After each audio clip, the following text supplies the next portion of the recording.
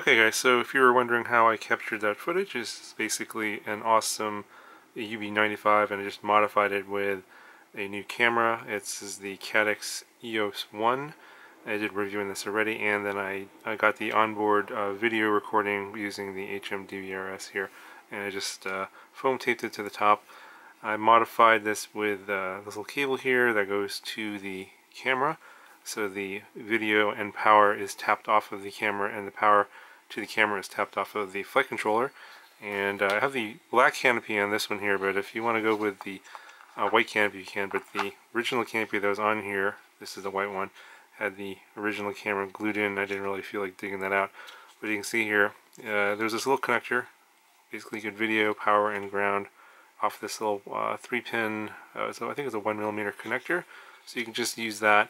If you want to just cut that off, you can. I had another one of these available, so I just soldered on the connector that came from the DVR to that EOS1 camera.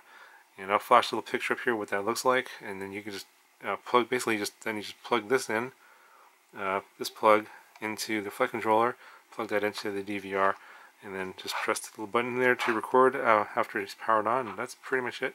I am using the Dell Cyclone 2035 props instead of the stock props, but everything else is the same. I just swapped out the camera and added the onboard DVR recording, and that's pretty much it. So that's how I got the footage that you see. Pretty nice little setup here for cruising around, and I was using a 550 milliamp hour 2S LiPo, and you get pretty good flight times. So if you want to do this modification, it's pretty easy to do. Just pick up one of these Youbi95s, get the Caddx camera, and you can get this little micro DVR backpack and stick it on there. Took about an hour to do all the mods, so it didn't take too long. It's pretty easy to do, and you get a nice little setup here. So that's pretty much it. So if you guys have any questions, let me know, and I'll talk to you guys in the next one.